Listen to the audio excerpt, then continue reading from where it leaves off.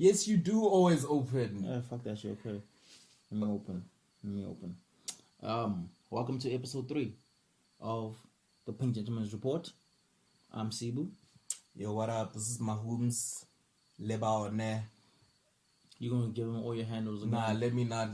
Anyway, this is Leba one. Leba, Lee, Mahumz. Humbega. What else? We're back. Yeah, so last week was a bit rough. Yeah.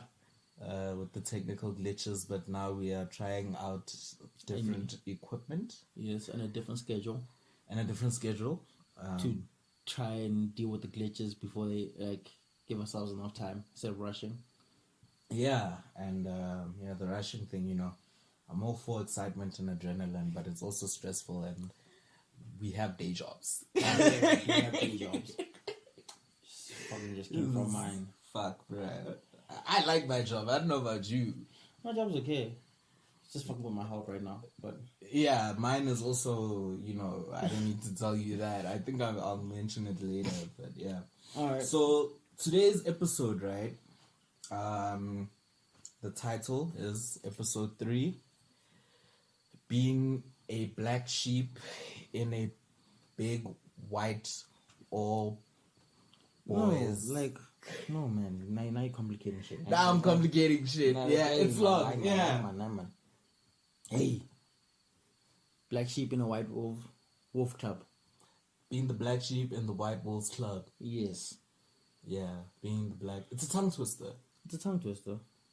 Yeah. With multiple meanings. Very multiple meanings. It's actually, you're a black sheep, first of all. So you're like an unwanted, you stick out. Yeah. And you're, with a pack of white wolves. Yes, not knowing when you're going to be the next victim. Yeah, to be devoured, you know. And the club, we like the club. Dude, to speak for yourself, I don't like the club. Every now and then. Not even now and then. I go to the club because niggas go to the club, but if I had it my way, I'd be chilling indoors every day. I seem to be ending up in groove accidentally these days. On Sunday, I ended up in Mamelodi at some car wash in Mahube. Morgan. Morgan, yeah, that's what they Morgan. call. Bro, I ended up there. We had to drop off somebody's jacket. So how do you go from dropping off a jacket to being deep? Go Morgan on a Sunday even. It's a long story. You see, that's when it's a bullshit groove story. We didn't end up we stuck around for an hour, and we were dropping off a jacket at the club. The person had come from the club to come meet me, and then had someone's jacket, and Anyway, so this topic, right? Mm-hmm. I think we're looking at groove culture. Yes. Especially in a South African context. Obviously. And we are talking the big one, guys, the R word, race. Oh, yeah. The thing is, we were on Twitter. Well, funny enough, it was me this time who spotted the trend. Dude, I spotted it. I was just sick and did not have the energy to go find the source of the tap. Yeah, I did not. I just saw the water. I was like, okay, that's some water. Anyway, I found it. Okay, I found it. Yay! And give me some applause. so there's this place called Aandklas in Pretoria, Hatfield. It's one of the oldest bars in Hatfield. It's been around since I was in high school. Longest surviving. Wait, it depends. Do you consider Springbok Bar a bar or is it just a restaurant? It is a bar, but it's not for the student market. Oh, okay. It's for the real 1652s. All right. Aandklas is for the 1652s. In training. Okay. Yeah, the ones that are still in varsity. All right. Okay. Yeah. So, I never used to go to Aandklas. Did you go? No, I only went that one time with you. Serious? Yeah, that was my first time in Aandklas. Really? But you can cut my complexion. It's not this, when you say, hey, let's go to Hatfield. Aandklas is not the place we're thinking about. We're thinking about the strip, That's the The thing. social club, Ekaya. Mm. Yeah, that's it. the thing, you know. I was also in the same boat. Until I think last year I met a young black lesbian girl. While I was in hospital, and we became friends. Okay. She had a white girlfriend. I don't know if that counts for anything. No, it makes a lot of sense because like niggas ain't just going to Aandklas all willy nilly. Yeah, but her girlfriend was a wigger, and she was She's into still the rock white. thing. She's You still know? white. Correct, very much so. So me and this Han, like we became friends, you know. Mm-hmm. And she told me she likes going to Aandklas, and I'm like, Aandklas, like Really? really, like you're black, and they only play hard rock. She's like, yeah, that's the kind of music that she listens to. So I'm like, okay. So the one time I went to go see her early this year, and we ended up at Aandklas, and it was during the day still, but there were a few black faces, you know, and this I was not used to because back when I used to go to the square, and Aandklas is like an annex of the square, Yeah. or what used to be the square, Yeah. and it was where the white folk went after they've had a few drinks and just to get away from the black people at the square, right? Okay. So yeah, we went. There were a lot more black people. Music's still the same. It's still like rock, you know, old school rock. I would be surprised because I did not hear that night. Yeah, well, Maybe I was just drunk. yeah, it was a pretty lit night. The thing is, Aandklas is such a vibe, right? That you don't hear the music. Nigga, I heard the music. I know there was a time we were playing Aandklas. So like I heard the music. Yeah, but I mean, you No, like white folk listen to Aandklas, so really? well, hey, yeah, that song, that one song. Okay, that makes sense. So yeah, so ever since then, you know, Aandklas looked like a vibe. I came across some people I know. Turns out Aandklas is a hangout for, you know, black students. And why? Cheap drinks. They have their drink specials, right? We're not going to promo them, but we're just looking at the reasons why people go there. That 2 double brandies for $55. Oh, that go in 40. It's 55, nigga. Is it 55? Yeah. Okay, I think during the day. Anyway, whatever. So that's the drawing card for it, and so it's interesting because what happened this weekend was that a DJ, I think A white DJ. you tell the story because I think you're more clued up on. No, like a white DJ was like booked to perform whatever DJs do, that thing, and then like he said in his thread, it was really long. He said like, no, number one, he talked to the people, right, and then they told him that he could play whatever he wanted to play, but he could not. Amapiano was not an option. But then he said like, okay, he did not agree to that. He said, all right, I understand where you guys are coming from, but if I see the crowd and the crowd wants that, I will play it. That's what he said. And then obviously, like you explained now, it's like more and more black people are going there. Yeah, so the crowd will want at some point wanted to hear Kokota piano, and then like and so was it before the night or was it after the night that the situation happened? It happened Friday night. And then he tweeted in the morning. Yeah, in the morning he tweeted. Did he play an Amapiano song? Yeah, he did play, and then they cut him off. They cut him off? Yeah. Damn. Yeah. Hectic. I thought like it was like they let him finish. Materialize or no, he like the people asked for it and he played it. Because as a DJ, nonetheless, you also watch the crowd. Like you feed off their energy. If the energy tells you, "Hey, dude, we're done with hip hop right now. We're trying to hear some house music," and then Aandklas, it's like old school hard rock. You know, every other subgenre of rock music. It's a rock club. That's its market. But you know, as a place grows and evolves, you have to accommodate your market as your market grows. Yeah, and also like I saw some people like made a point of saying like, okay, cool, we hear that, but then like when you guys like during lockdown, when you guys were struggling, we were there supporting. We were making donations. Yeah, it was the black kids who were doing that. Yeah, you know? Like I'm saying, like when I took you there to Aandklas at one time, you saw I knew a lot of people, and those were black people. And like to be honest, I saw maybe like a handful of white people. Yeah, it's black people go to Aandklas now. Like the majority were just black people. Exactly. Even celebrating birthdays, I'm like, okay, this is exactly. Even the staff. Oh yeah. Even the staff. I think there's a couple. There's a few white staff there. I don't know who management is, but I know like the waitresses are black, but the bartenders, they'd be like one black bartender and then that night there was like maybe 2 white girls and the rest were black. Yeah. So cool. My thing is, shout out to my cousin O'Neill Ornele out in Bloemfontein. I was gonna call this some kind of a gentrification. Gentrification's where you go from you take something that is somewhat alternative and you make it more mainstream. Like what happened in Braamfontein or what happened in Maboneng or Newtown. Yeah.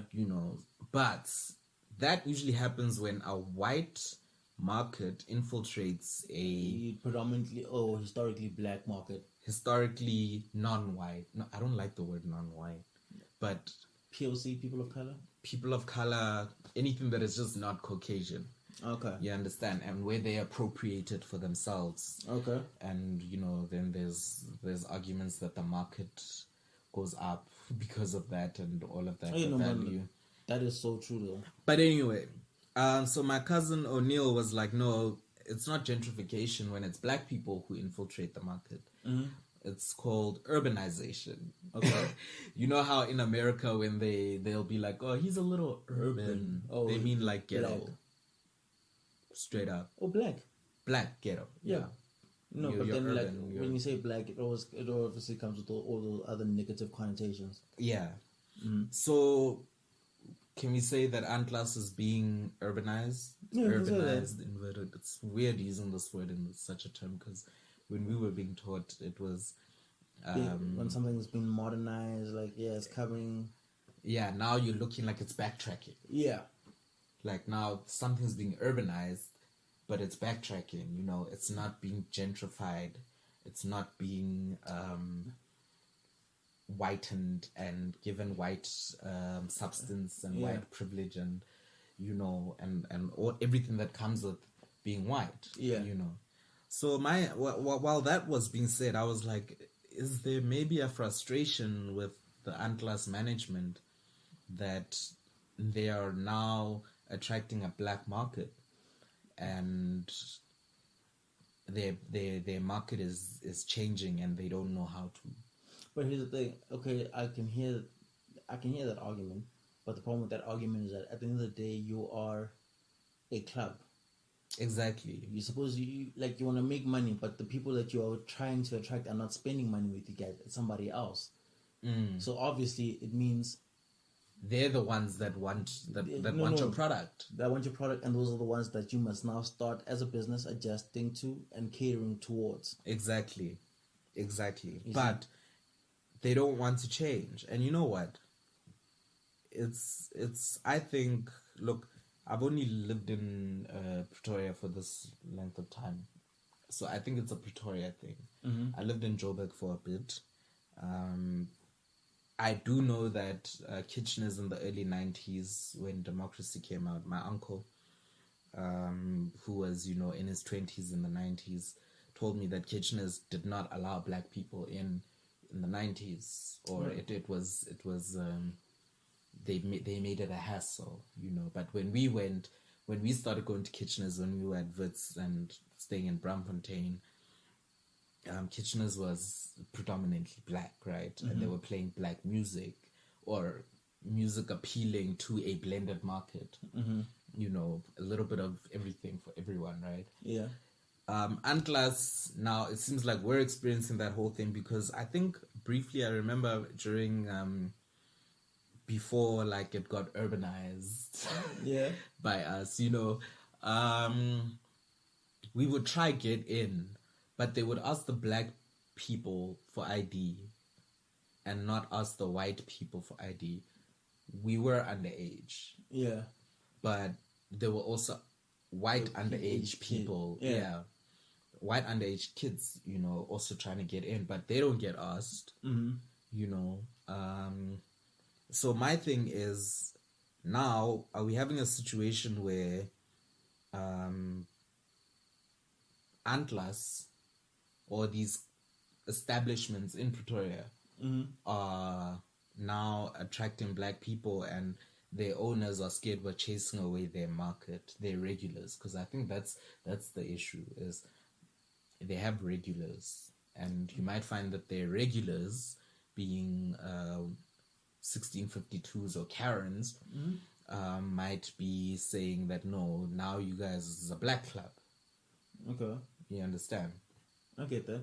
It's the same situation with that whole, oh no, such and such a school used to be a good school, but now it's a black school. Okay. You feel me? But here's the thing, though. Things evolve with time. Yeah, absolutely. And, like, you either evolve or you die out. Yeah, no, I'm not playing devil's advocate at all. I think it's absolute bullshit. No, like, it is some bullshit. That they themselves must actually also, like, be able to, like, acknowledge that it's some bullshit, not try and, like, justify it in any way. It's some bullshit. Your regulars that you try and cater to, you're not appealing to them anymore. Who's spending the money now? Who's spending the money? Who's keeping the lights up? The black diamonds, bruh. Dude. These spoiled little rich tax kids. No, They're the ones who are keeping that place alive. dude, no, like, so you must adapt then. They must adapt. If it comes to a point where they're playing hip hop, they must play fucking hip hop. They must pop off in that motherfucker. Like, honestly, because right now, I like Aandklas. I'm not gonna go there and spend 40 Rand on a beer like I would maybe at a place like Social Club or wherever. Yeah. Who already look expensive and premium, like premium clubs. I don't like premium clubs anymore. I like chilled bench bar vibes, outdoorsy. We sit, we drink, we have a good time. Yeah. You know, that's my vibe right now at my old age. You know, It happens. and I feel like, why is it that such a place that offers that, which I feel is the only place in Pretoria that attracts people like me, because it's also queer friendly. You didn't notice? No. It's also queer friendly. I've been there with like my ex. We used to go there because he was in UP, and so we used to go there after, you know, I would go after work, he'd come after class and stuff, you know. Yeah. So and we could be ourselves there. We could be touchy-feely. And even my lesbian friend and her girlfriend, you know, they could be as affectionate as they wanted to be in that environment. Yeah. And it was not dangerous. Can't get that. Which actually brings me to the whole thing of, why is it dangerous for queer people to be in black spaces but not in white spaces? Because I think in white spaces, already being black is bad enough. Like, you being queer is just nothing to them now. In white spaces? Yeah. Like, you just being black. Like, because remember, when No, all my is said is- question... No, like, when all said and done, you are black first. Are you? I think my blackness and my queerness are in sync. Yeah, they're in sync, right? But when someone sees you, they first see your blackness. They see your blackness, yeah. Yeah, you see. No, my thing, what I'm saying is, why is it that I can go and kiss my boyfriend at Aandklas, but I can't do that maybe in one of the clubs at the Strip? What? Can I? No, the strip does not care. You know what all the strip cares about? You getting drunk. And you're spending your guap. No, you getting drunk and not causing fights. That's all the strip cares about. Because I remember when we were that market, your varsity as early 20s, it was generally, you know, not welcome and for queer people No, but to show affection. Look, you can see a guy's gay, and maybe you can see he's with his boyfriend, but it would not be acceptable at Zanzu for you to be kissing your boyfriend, or at Stones. But that also speaks to a matter of time. As time has gone on, people have become more accepting, which I know that's a fucked up term to use. Yeah, but because we're not trying to get you to accept us. Just leave us the fuck alone. They've become more accepting of like, alright, cool. People are gonna be people. Like people are not as bigoted as they used to be. I would say that. No, I think they don't show their bigotry as much as they used to show it. No, I think people are not. And as only bigoted. in certain environments. Nah, bro, people are still bigoted. No, people are still bigoted, but not as much as they used to be in the past. Because right now they can't be free with their bigotry. Yes, which speaks to the time. Like now, obviously you get ostracized if you are queerphobic or like you spew some get hate. Ostracized on Twitter. No, even in real life.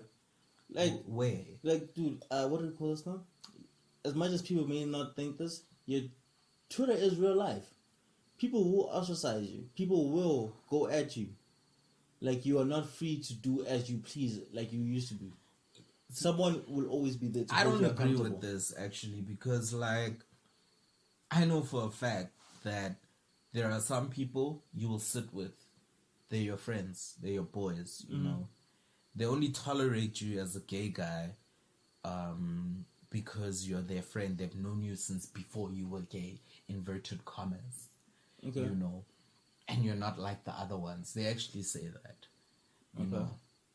But I do know that once they step into spaces where they're with people who know you but are not your friends, and those people talk smack about you, they're not doing anything to stop it.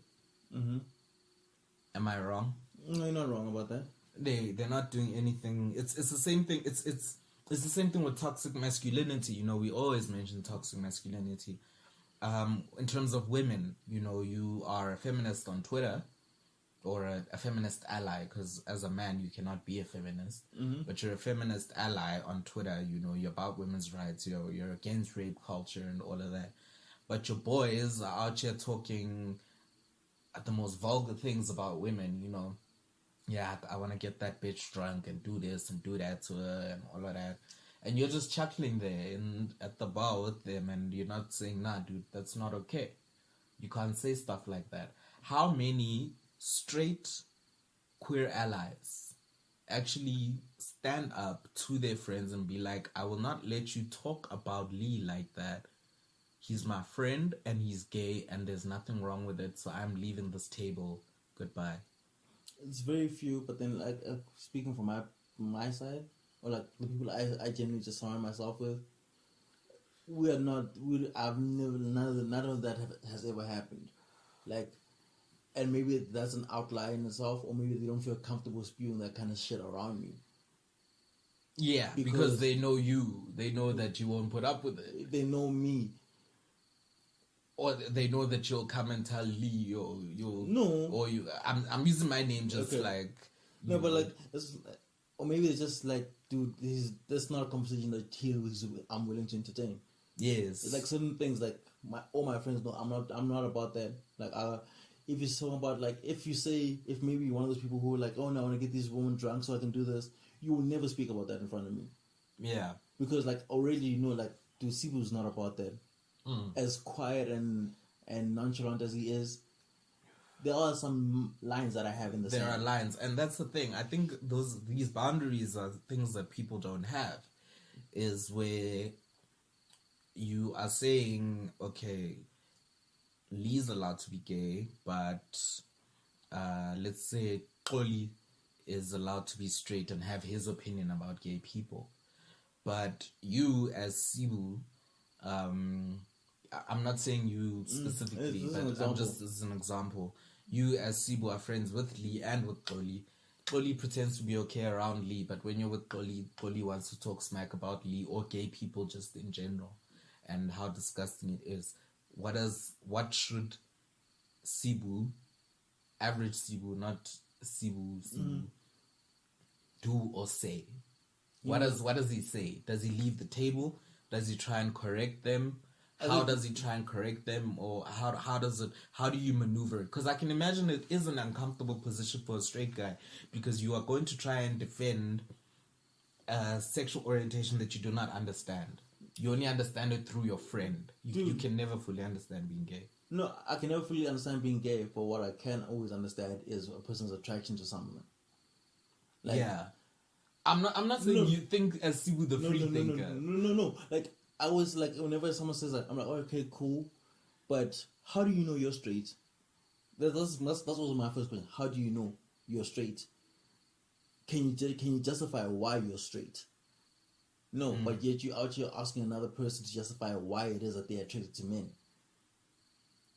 Okay. That is some bullshit on your part. Yeah. So like, already, like when you show people like how flawed their thinking is, normally they either climb up or they become more aggressive. And they actually do become more aggressive. So how do you? Is it a safe space for you? I'm always safe. I'll ask you, why are you angry now? We are talking, right? Some people would say that's condescending. No. I am being condescending because you're being offensive. I'm not gonna be civil. You're within your right. I'm not gonna be civil with you just because you feel like I'm being passive aggressive. Like, okay, why are you mad? Okay, yeah. And then ultimately, how does his sexuality affect you in any way? I think we can adapt that back to the race thing, you know. In the sense that you get a white guy who's friends with, let's say, Chepu. He's friends with Chepu, and then he's also, let's say, this white guy's called Matthew. Matthew's friends with Chepu because they went to school together. You know, but now Matthew moved to Bloemfontein or wherever, and he became friends with Gert. Yeah. Gert, Matthew says half Afrikaans, Gert is fully Afrikaans, so they kind of, you know, meet on some kind of common ground, you know. Yeah. Now Gert was talking smack about black people while they're out there in Bloemfontein. Chet was not there. Yeah. So what is Matthew supposed to say in a situation like that? Does he walk away? He's supposed to defend his friend. He's supposed to defend his friend. As my friend. His friend or the race of his friend. Like, you must defend your friend. Your friend is black, right? If there's someone shit about black people, you automatically can hear by someone's tone if they you talk shit about black people, and then you also like you're trying to put my friend into that, or you know your friend like, okay, cool. This is not my experience. What is wrong with your experience? It's the same thing I always say. Like I can't say I'm friends with white people. I'm only friends with one white person. Okay.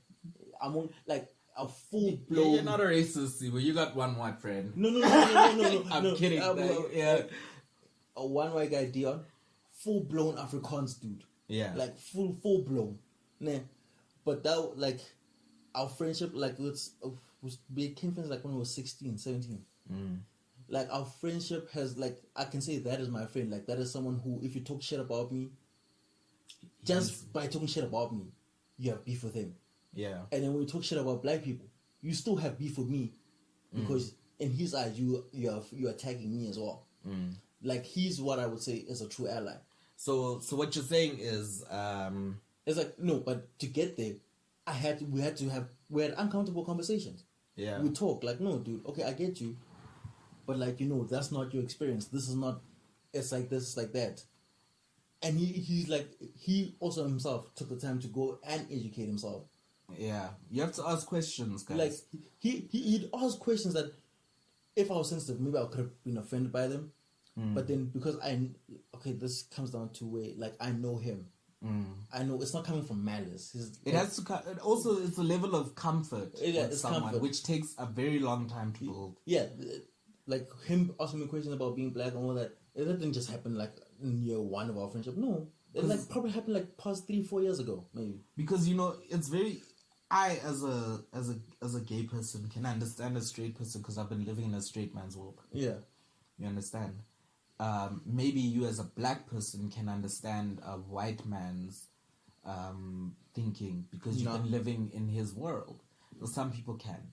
Okay. Think about the token boy who went to St. John's and had all white friends. Okay, and okay, yeah. Grew up in a Jewish neighborhood or whatever. You understand? I understand. He understands and has this level of comfort with white folk. Mm-hmm. You know, and those white folk are comfortable with him as the one specific black person that they can reference. You understand? Mm-hmm. But are they free to? No, they do. I've been in a situation where I'm the only black person in a group of white people. I am not like the others. Apparently, this is what they would say. So they feel they can ask questions about the others, inverted commas, the other black people I'm referencing. It makes me angry when they do ask those questions, but then I have to compose myself and say things like, okay, no, it's like this, it's like that. Okay, what you're saying is offensive, but I understand where it's coming from. This is the way this is how we do things, but as well, why should I have to do that? Why should I have to justify somebody's racial and their humanity? I think it's one of those, like, when you detach from something, you can't truly understand it. So, like, you'll have a very narrow view of it. Because I've literally had, I think my first... Let's talk about, have you ever had racist experiences? Dude, I lived across racist neighbors for like a whole 3 years. Mad beefs. Fights happened. I don't know. Fisticuffs happened. With your parents? No, my parents. With who? With Cliff. Oh. Like, mad fisticuffs happened. Okay. Like, not even that, like, my street, like, up there was some other old man, whatever. He was racist as shit. His family was racist as shit as well. Like, there'd be days where you could see this man's trying to antagonize you, right? And then me, I'm not gonna be quiet about that. I'm like, no, fuck you, dog. Fuck you back. Like, you know what, man? Hold on a second. I will go to security myself. I'm like, hey, yo, dude, I have a complaint with such and such. Deal with it. Because if I deal with it... Yeah, you have that privilege to do that. No. I have that privilege to do that. But also, it's like from past experiences, I've learned that, you know what, nah, rather than just, like, sucking it up and taking it on the chin, face it head on. Like, oh, yeah, you said what about me? Say it to my face. I think, yeah. It's not like you must like, dude, you're not going to be comfortable saying racist shit around me at all. As an adult. Even as a kid, you were not comfortable saying racist. Like, I think I was in grade 6. Some kid called me the K word. Immediately, like, I got called the K word 4 weeks ago in a hospital. Like, as a 12-year-old, right? Immediately, I'm like, hey, dude, okay, you call me that. Let's fight. I'm not gonna suck it up. No, let's beef. And then after we done with our fight, and they take us to principal's office, you'll explain what the fuck you did that pissed me off that much. Yeah. You were a kid with guts. I think No. It's how it's supposed to be, like, right? No, it's a matter of, like, simple respect, simple as that. Like, you will not, like, I don't care who you are, you will not disrespect me. You will not disrespect me and think that, okay, cool, I'm gonna be calm about this. No. Sometimes, you are dumbfounded. I can be in shock, right? Yeah. But shock runs out real quick, because after shock, it's fight or flight, and I'm not fighting.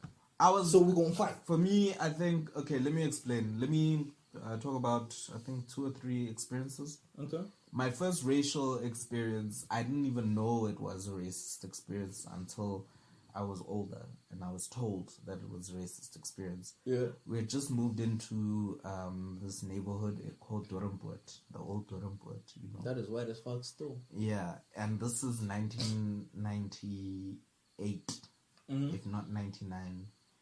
And I'm riding my bike, all of a sudden there are these kids who are riding with me. So I'm like, hey, I've got, like, people riding with me. then they're trying to like derail me off the road, you know, and they're throwing around these words. I don't remember specifically what the words were, but I know we were taking the curve towards my house, and my gran was outside. So I think I know she saw what happened, you know, and I just saw it as, you know, the kids are probably just being mean kids. You know, when you're a kid, you think other kids are just mean. Yeah. You understand? And then later on, they were relaying the story to me, and they were telling me that no, it was because they were calling you a kafir, and they were just saying all of these monkey things about you and to you, and trying to throw you off your bike and all of that. And then, as a queer person, I've been lucky enough not to experience homophobia in a aggressive sense. You know, passive, silent homophobia you experience. You see it in writing. You see it in the way people, their body language around you. But for you to be in an actual hate crime situation, it only happened, I think, a year or two ago. A friend of mine who lived up there, he was leaving for China, and he was having a party at his house, and he invited his cousins from Soweto. His cousins pulled up. You know, this friend of mine, like, he's a diplomatic kid. Like, he grew up all around the world. So for him, he's got that mentality that, like, you know, people are friendly with gay people. So he announces my sexuality to his people, you know, as they meet me. Oh, this is Leba's my gay friend, Leba. You know, everything's cool while we're at the house. Now we are on our way to, we're going to the club now. We're going to Mamelodi. We're going to Tibo Cafe. We groove at Tibo Cafe. Now it's time to go home. But all of a sudden, this friend goes into another car, one of the other cars we came in, and I go in his cousin's car, and I'm there with his younger brother, and the guy starts driving erratically, like fast and then slow, and I'm like, yo man, what's up? What's good? Are you lady? What's going on? And then he would just drive fast and be like, and then it's fucking cold. He opens the window. He's speeding. It's cold as hell. It's convertible. I feel something is off here. They know I'm not Zulu, but they're conversing in Zulu, and obviously the word "stabane" you can tell, and it was getting thrown around there and all of that. I think something like "less stabane Drala Masimba" or whatever, you know, and something like "I'm gonna show him," you know. So now it's a coupe. So I'm trapped at the back. Not that I'd open the door and run out or it was a speeding car, but like, you know, for a person with anxiety, it's very, very scary. And then they're like hurling these homophobic slurs. You know, I'm shit scared and all of that for my safety. You know, but eventually we get home. And they don't even like drop me off at my crib. They drop me off 5 houses down from my house. You know, and then they're like, "Are you safe?" In English. "Do you feel safe? Do you feel safe? Are you safe?" I'm like, it's like, "Get the fuck out of my car." Yo, I was so scared that day. And then I've never experienced real homophobic, you know, actual real hate crime possibilities. It could have been a hate crime. Yeah. You know, it could have gotten physical. Something could have gone badly wrong. Yeah. You know, and I was dumbfounded. I'm in a car, I'm trapped. I'm at his mercy. He's the driver. The other 3 people in the car are heterosexual people. They're not doing anything to stop him from doing what he's doing, saying what he's saying, you know. so obviously I'm cornered, and I don't know where to go. I do not have that courage of yours to go and be like, let's fight. I was scared, and I think I'm within my right to be scared and not to have to feel the need to defend myself. Why the fuck must I go and pick a fight? I think that's where it comes down to your own personal like code and ethics or whatever. Like some people, like me, like it's on site. Let's go, dude. Like I said, like I don't have the patience. Like naturally, I'm a very impatient person. Like I'm quick to anger. Okay, I'm not quick to anger. I'm not loud. But when you get angry, it escalates. No. I'm very nonchalant. It takes a lot. It takes something major to push me over the edge. But the problem is that like I'll be nonchalant, and then you'll say something that you think like, oh no, we're just gonna go one step higher. But no, I'll go over the edge. I'm like, oh yeah, cool. We have a problem there. Let's sort it out.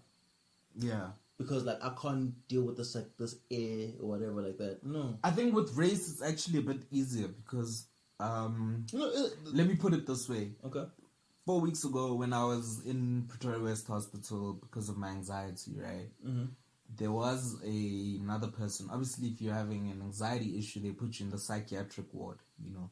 Yeah. Those of you who do not know, I have bipolar 1 disorder as well as generalized anxiety disorder, amongst other things. So, I was in hospital a few weeks ago after a really bad anxiety attack. And during my recovery, there was this man. I had heard him the first night throwing around the word kafir at the nurses, you know, but I was highly medicated. But I didn't, and I was recovering from it. I was recovering from an anxiety attack, so I couldn't do anything, as angry as I was. And then I was only there for 72 hours. The day before my discharge, I don't remember. It was a fight about cigarettes. I didn't want to give them cigarettes anymore. Because, you know, I felt I don't even have to explain it. They're my cigarettes. Like, no. Now we're saying no. You know, and then now he's calling me a kafir. I literally got out of my bed and I was like, yo, don't fuck around, bruh. Like, no. I will ruin you. Don't fuck around. I'll fuck you up. Come here right now. And I took it to the nurse's station and I'm like, tell them what you called me. And he had the audacity to use that word. But guess who gets restrained? Who? Me. That's a white privilege right there. I get restrained by black people. And you know what I told him? I'm like, he's calling you guys kafir too. By calling me a kafir, that's what he's calling me, because the entire staff is black. Everybody there is black. There's like 5 white people out of a ward of say 20, 25 people. You know, he's calling them black. He's calling them kafir too. And I'm the one getting restrained, getting threats of being given a shot of Ativan. Ativan is like a liquid straitjacket. This is why, like, I would have, okay, man, if I was in your position, I'd been like, yeah, give me that shit. But when I come out of it, I'm beating his ass.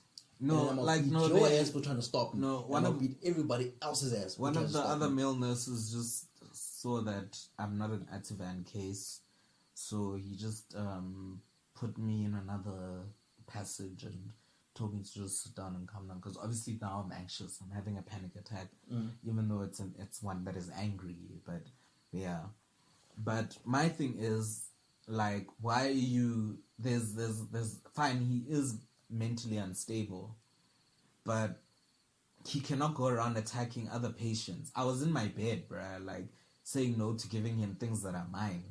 And now he comes and calls me a kafir, and then he tries and apologizes later and is like, you know what? The word kafir actually means a person that is a non-believer. You're a believer in Christ, right? No. I'm like, my guy. What's the word? There's a reason why you used it in the first place, and that was not it. And yeah, and it doesn't even matter if that was it. Like, that's still wrong anyway. No, like, that could have been its original definition, but its origins have been twisted and is now a hateful word. No, but even if it's so, like, a hate word, yeah. So like, you trying to apologize means shit fuck all to It me. meant fuck all to me. For me, I was just like, look, dude, I'm just trying to get better. Just stay away from me. I'll stay away from you. You ain't getting shit from me. Like, just stay away from me. This is why I say sometimes, right? It's much better to just beat somebody's ass. Yeah, Like, I'm not a like, violent person. No, I'm also not a violent person. Nah. I know there's times for diplomacy, and then there's time for, like, you know what, nah, dude, it's on site. Simple as that. I think I can. Look, I don't know if you know this, but I did do karate in my late primary. I did Mortal Kombat. Shit. I did Mortal Kombat, nigga.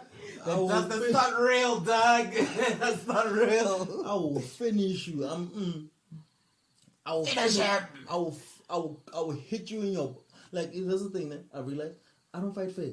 Because I I'll hit him in his balls. I will hit you in the balls and I'll punch you in your face. Yeah. Like, don't fuck with me. It's on site. Next time you want to say some foul shit, you remember I hit you in the balls and I hit you in the face. No, in terms of like fighting, right?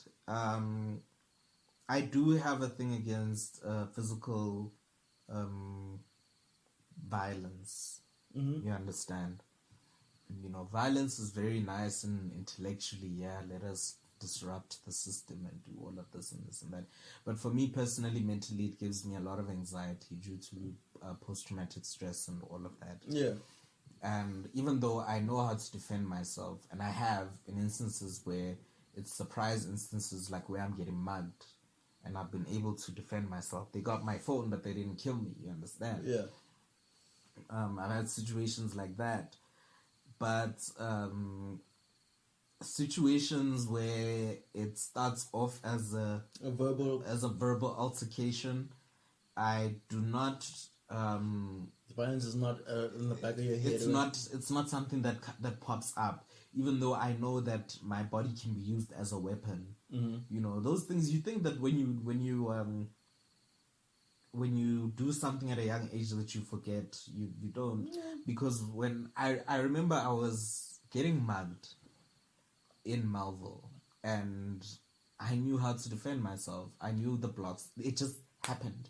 It just, I switched into this mode where I was able to defend myself. Mm-hmm. But that's because the act was happening right then and there. Yeah. You know, the violence had already started. Yeah. You know. It's not something that you initiated.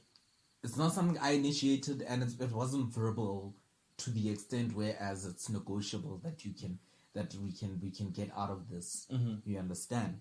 Whereas I think in a situation where it also depends on the person. Do I know them personally?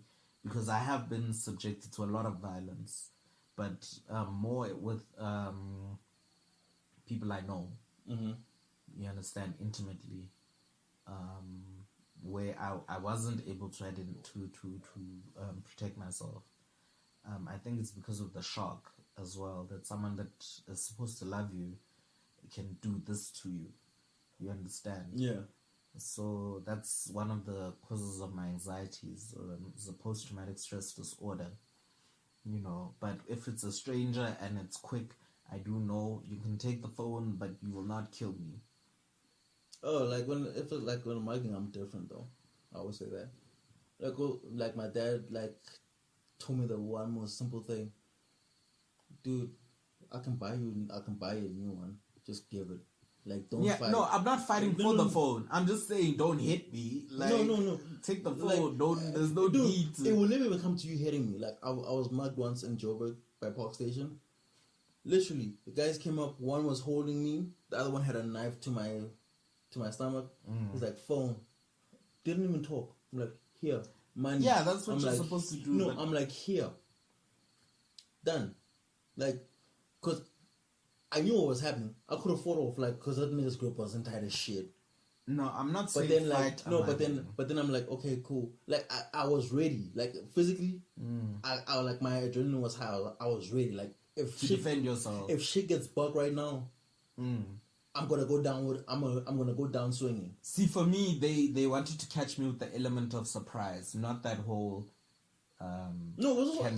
For me, it was like they want to hit me, to take me down, and then take my phone. Oh, okay, I see. You understand what I'm saying? Okay, I see. They wanted to hit me, take me down, then take my phone.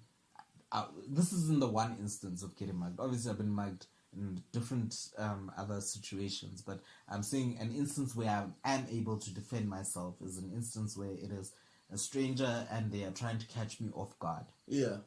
Then I'm able to defend myself. But if it's a situation where the violence is the physical violence, because the verbal abuse is violence as well. Yeah.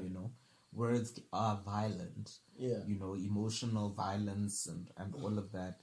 But for it to get to physical violence, there has to be a particular kind of context for me. And it's very subjective in the sense that it has to do with me and that person specifically. Okay. And our interaction in the past and our relations. If I have a long-standing history with you and you do me dirty, for me, my mind cannot fathom why this is happening, which is why I end up in these frantic episodes, where even the person that's attacking me does not understand why I'm having an episode because they're attacking me. So, yeah. But in terms of the violence, I mean, I grew up watching violence, white on black violence on media. Okay. I had never really experienced it, except that instance, the physical instance as a child. But back then I didn't see it as a white and black violence. You just saw it as kids being mean. I just saw it as kids being mean. Which is a whole other thing, because I mean, what is a kid that's also 8 years old doing, throwing around the K word and beating up black kids? It's something that you teach, you get taught. Yeah, they're taught. Which is why I still say to this day and age, right? I'm all for punching a nigga in his mouth. Yeah, I wish. For me, I think it's like the shock. I can be very naive. I can be very, very naive. I don't understand why some people. Maybe it's a narcissism. No, I think your problem might be that you're trying to understand why something is happening. Yeah, like I'm trying to rationalize it. Dude, you can rationalize at home. But it's like one of those. What if the violence is happening at home? I can rationalize when I'm by myself then. But it's okay. Like you see here with the racism thing, right? I always believe it's better to react then and then, right?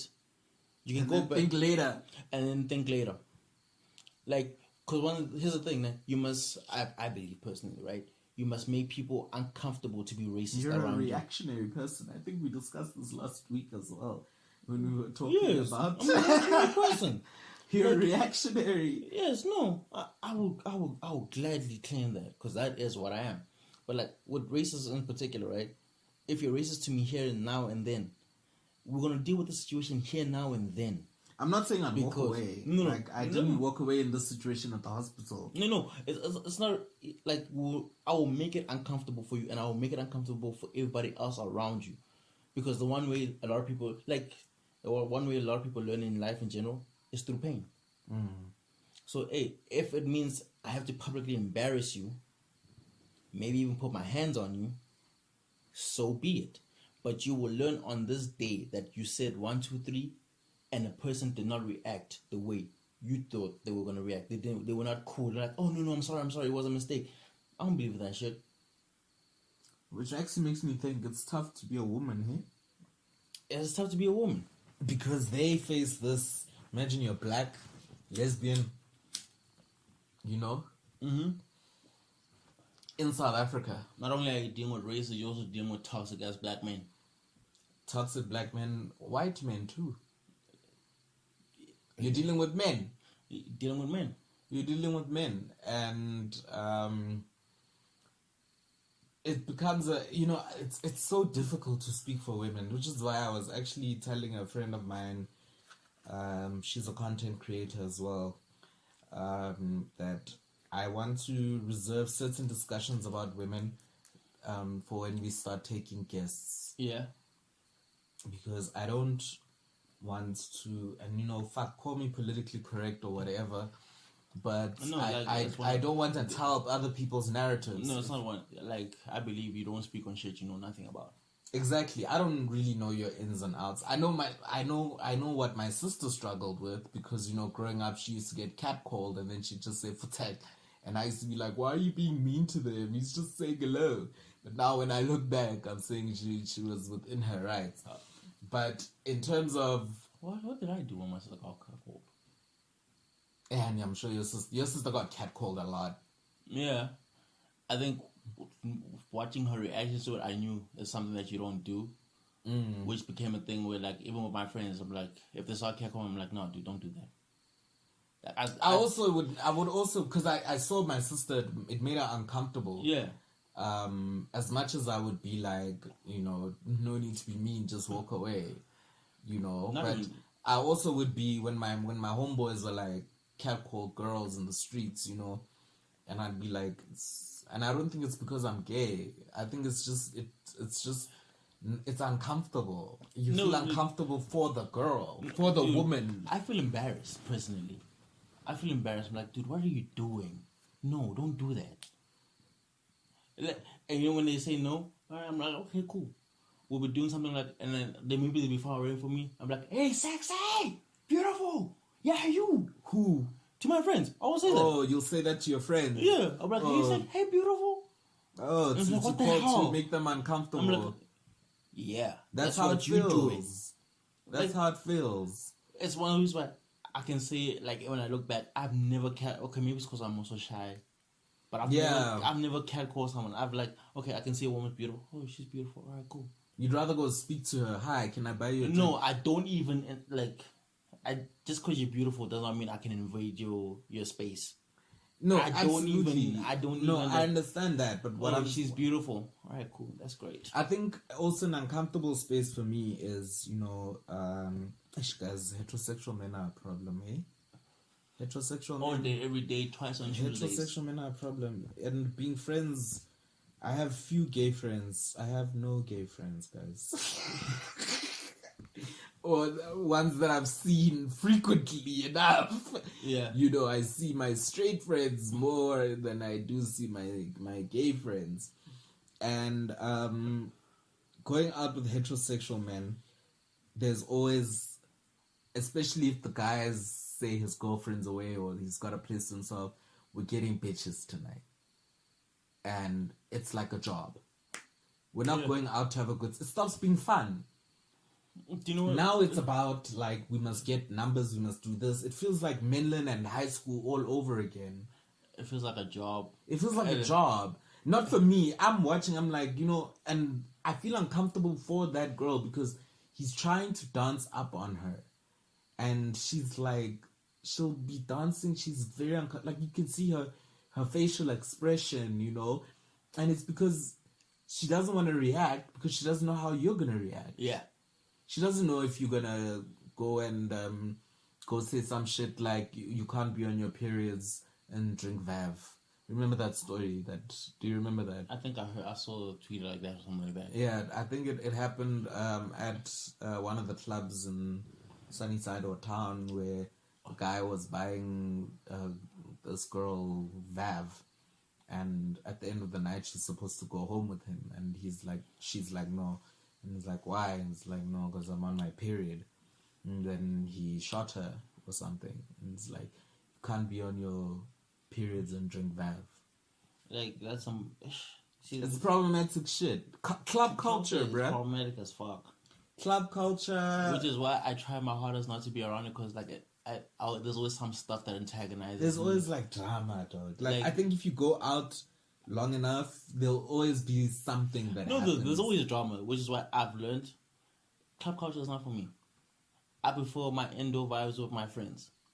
I think... And like whatever people that they decide to bring that we're all comfortable with. But also those things happen at these indoor vibes where couples have these fights and the guy hits the woman and... No. we don't fuck with that. We don't. Yeah, no, but I'm saying like it does happen No, where that's where like I feel like as men in general, you know what you're comfortable with and what you're not comfortable with, and your friends act accordingly. So if your friend feels like they can hit their girl in front of you or something like that, it's because you make it comfortable for them to do that. no, you know why you make So them comfortable I for you? beat niggas on Because sight. because you have this mentality as black people. Ditaba tsa batho ba babedi ga re di kene. That's what we are taught, that if we see a couple having an argument, you don't get involved. No, you don't So get involved. your friend has it in their head that my friends will not get involved if I have this, because I'm having this argument with you. They're not gonna do anything. They're my boys. They'll protect me. Shit, you're a rapist, and your boys will protect you. They'll be like, they don't know anything. Nah, nigga. What is it? Snitches get stitches. Nah, nigga. Nah, nigga. Hey, like I'm saying, you're one of a kind. But I'm saying this is... Maybe it's because like I prefer the company of women in general. That too, yeah. So like all this fucked up shit men do, I'm not really surrounded by it, so I need to react to it. But see, we grew up with it though. I'm not gonna name the friends. Like it's one like, okay, we grew up and like maybe those things that happened, but they never happened around me. Yeah, maybe. Because in general, like you can tell by my demeanor, like certain things I'm not about. Like no, you can't do that with me in the same room. Like nah. I've never seen anyone hit their girlfriend in front of me. Like because I can tell you subconsciously they know Lee is not gonna put up with that shit. Yeah, I'm not putting up with that shit. No, fuck that. Fuck I that. think there has been a like, situation where someone got manhandled and I got involved. But the person wasn't even, it was someone I didn't even know. And I was like, no, this is not happening. First of all, what the fuck do you think you're doing?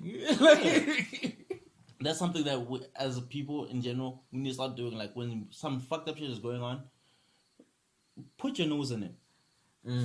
If someone's being racist to another black person, and that person's like, guys, get involved. This whole thing, dude.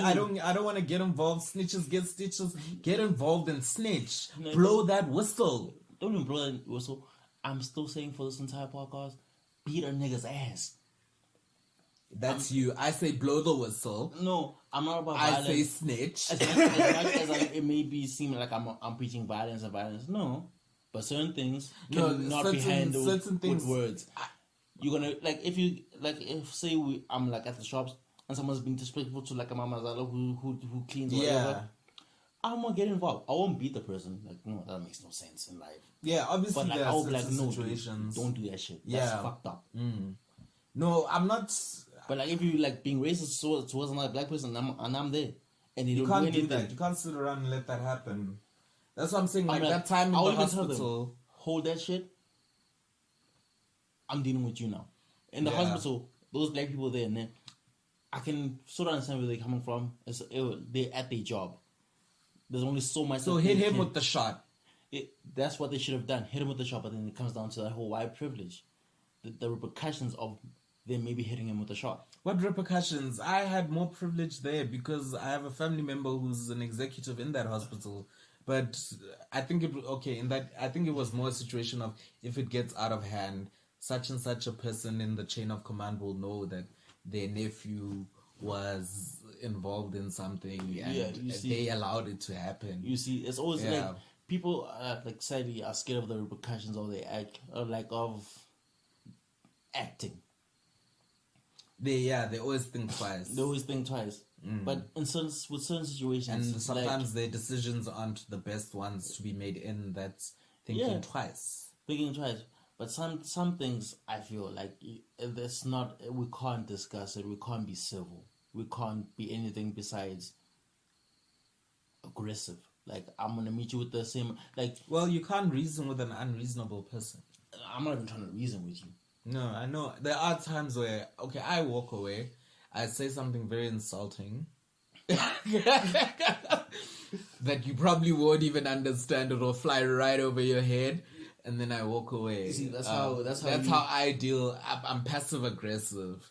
You understand? I use my intellectualness my intellectuality to go and deal with problems. Me, I'm vulgar. Like, yo, I'll say something vulgar back, or we'll get into like a shoving contest where like people might have to pull us aside. But like, dude, it is what it is.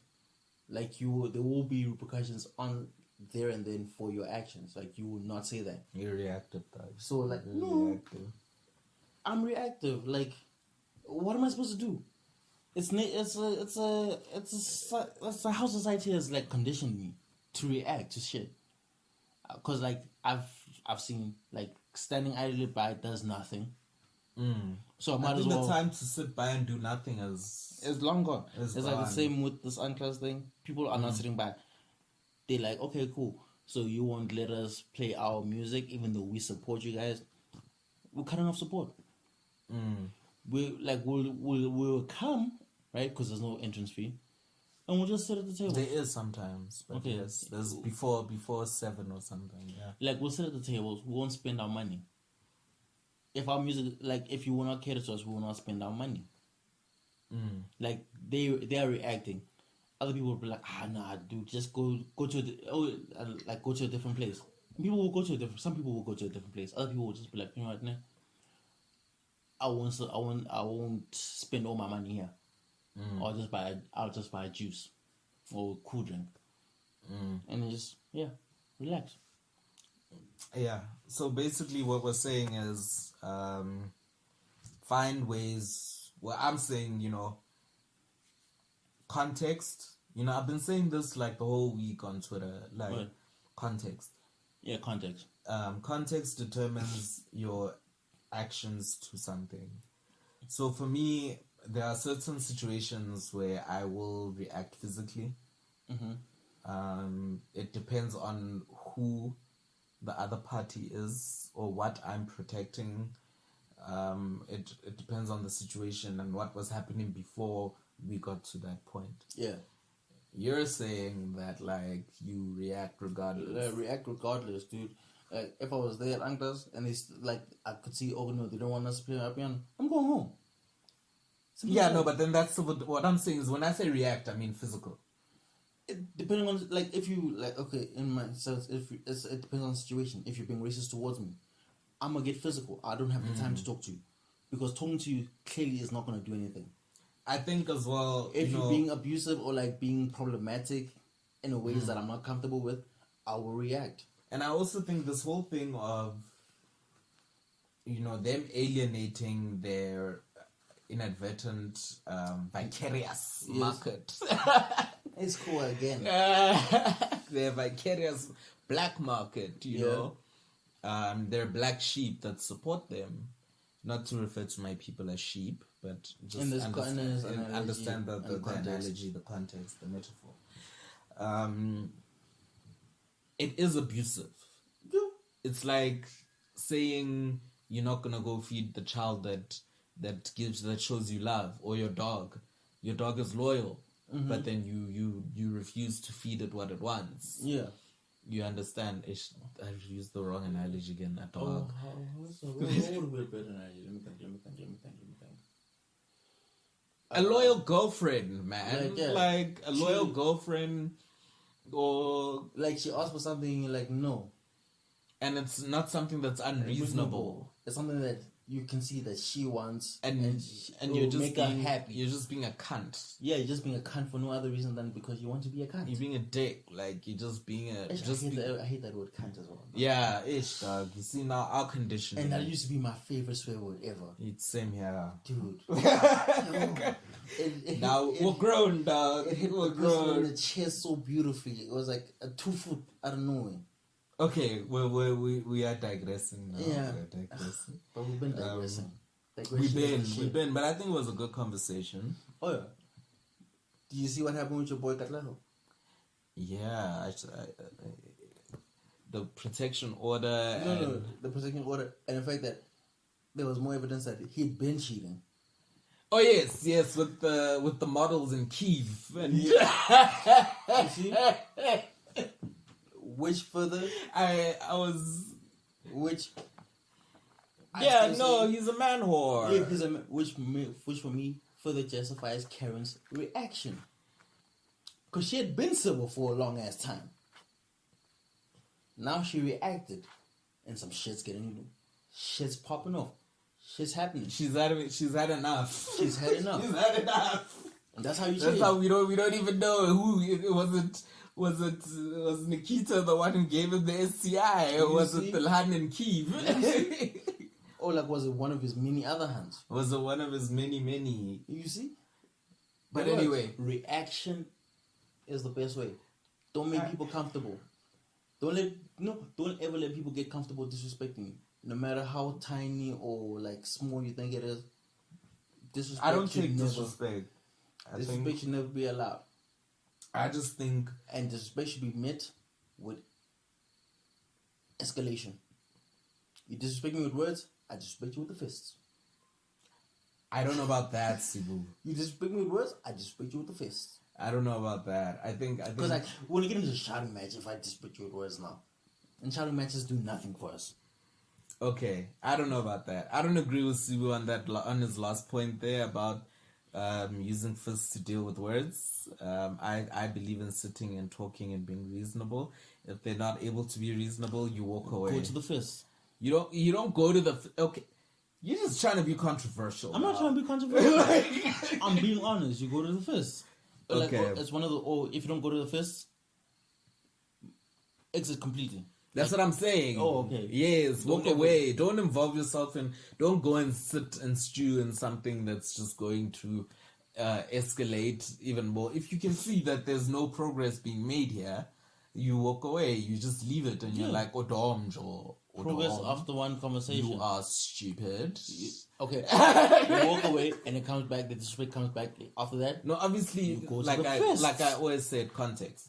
Okay. Context, yeah. But I'm not an advocate of fists. No, like that can't be your reaction to anything and everything. I'm just saying for specific instances where disrespect is major. Like racism, abuse, sexism. We can talk. No, but when I say sexism, I mean like violence. Yeah, but no. Even and also, I also think homophobia and queerphobia. I think that it's getting to a point where, as guys, it's the world we live in. We need to arm ourselves. We need to get that pepper spray. We need to get that martial arts training. Nah, we shouldn't have taser. Yeah, we should get that taser. I've tased myself by accident. Trust me when I say, people, get that taser. So the greatest equalizer. It's there's wolves out here. There's white wolves. There's wolves, and we are the black sheep. We're the sheep. Dog, you gonna get eaten. We'll get eaten. We'll get chowed in this club, bro. Yeah, dude. We'll get chowed. All right, guys. Defend yourself. Yeah, defend yourselves, guys. Anyway, thanks for the love. Follow us at Pink Gentlemen on Twitter. Yeah, not man. Men. Not man. Because men. There's more than one of us. Yeah, because there's more than one of us. And we're also talking in a general context. We're not just talking about a single person. Yeah, this requires... what do you mean single person? Like, we're not talking about a specific, a subjective man. We're talking about a context of men. Yeah. Okay. We're talking about generalizations of wide field. A kind of man. Umbrella. Yeah. Okay. And also on Instagram with underscores, the Pink Gentleman's Report, underscores between the words. I'm not going to say it all out loud. You got that? The Pink Gentleman's Report, underscores separate where there are spaces.